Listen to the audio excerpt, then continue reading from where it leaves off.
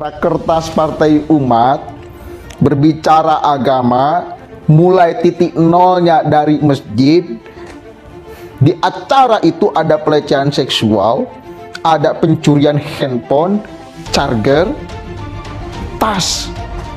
Coba, mudeng kita bos, mudeng kita. Kok bisa itu sangat bertentangan sekali dengan agama. Ini belum apa-apa udah pelanggaran.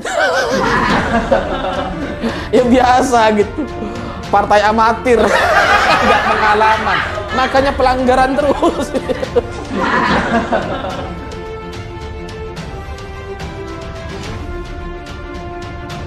Isu pencurian hingga pelecehan mewarnai Rakernas Partai Umat.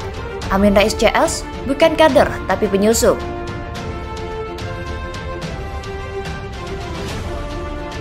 Ini semakin menunjukkan bahwa partai ini adalah partai yang liar gitu. Seolah-olah semua orang bisa masuk. Jadilah ya kayak gini. Terjadi pelecehan seksual seperti ini. Awal-awal bicara soal ide, gagasan, jihad politik, menggunakan masjid sebagai titik awal nol perjuangan dan sebagainya. Tapi kemudian yang terjadi adalah insiden pemegangan bokong. Ini kan jadi sama seperti Ustadz 212. Yang di Jember terutama gitu ya. Yang ikut jihad gitu, aksi bela agama, aksi bela ulama gitu ya. Ngaku ustadz gitu ya. Pimpinan pesantren gitu. Tapi mesum. Ya aneh gitu. Pimpinan pesantren kok mesum gitu. Ya sama kayak Partai Umat. Bicara soal ide dan gagasan jihad politik, tapi yang terjadi pelecehan seksual. Enggak sekalian kalian mengusung tema poligami atau selangkangan sekalian supaya sempurna ya sesuai. Kalau terbukti dengan jelas Partai Umat memainkan isu-isu sara untuk tujuan politik, tentu harapan kita partai seperti ini harus langsung dilarang saja. Karena tinggal tunggu waktu. Saya meyakini Partai Umat yang belum bisa tembus ambang batas parlemen ini dikhawatirkan bakal mewadahi kaum khawarij, begundal takfiri tadi, mantan-mantan ormas seperti FPI, HTI. Yang jelas ini adalah kemunduran demokrasi. Jangan sampai KPU kecolongan. Kalau terbukti melanggar, bubarkan lewat pengadilan. Daripada anak cucu kita jadi korban kebiadaban politik.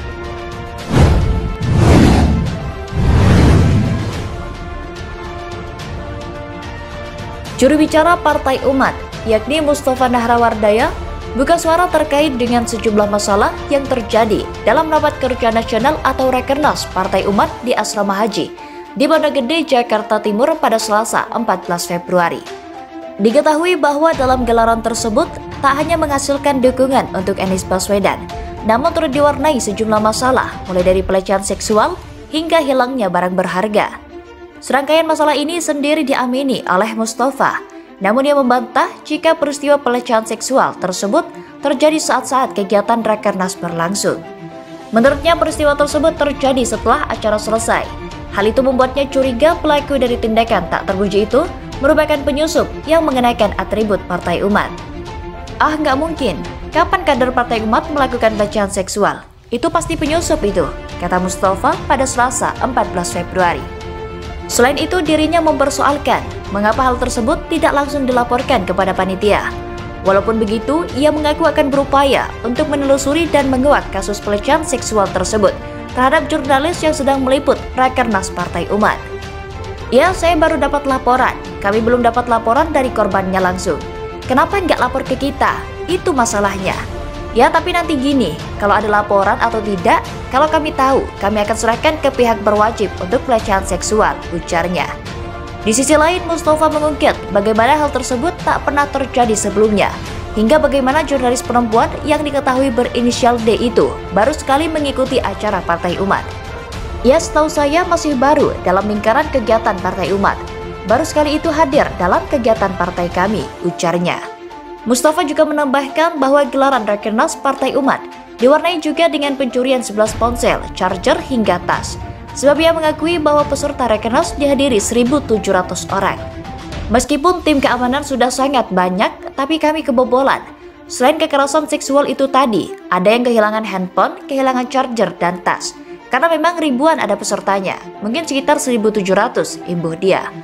Mustafa mengklaim bahwa panitia Rakernas Partai Umat telah menerjunkan lebih dari 100 personel keamanan demi menjaga kelancaran serta terjadinya hal yang tak diinginkan saat gelaran acara. Kami menyediakan lebih dari 100 pihak keamanan, tapi di dalam forum-forum tertentu.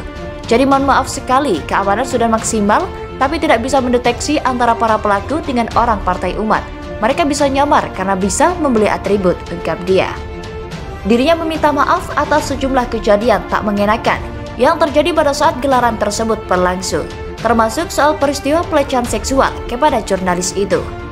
Kami sampaikan permohonan maaf setulus-tulusnya kepada jurnalis tersebut, karena bagaimanapun sebagai partai kami tidak memiliki perangkat untuk mengenali pelakunya, ujar dia.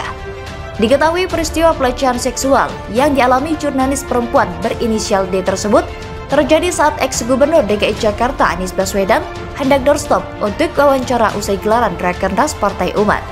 Namun kondisi penuh sesak yang dipadati para kader Partai Umat dan para relawan dari mantan Menteri Pendidikan tersebut. Pada saat itu, salah satu jurnalis berinisial D itu mengalami peristiwa pelecehan seksual di sela kepadatan kader Partai Umat yang memenuhi momen wawancara Anies Baswedan yang hendak meninggalkan Rakernas Partai Umat tersebut.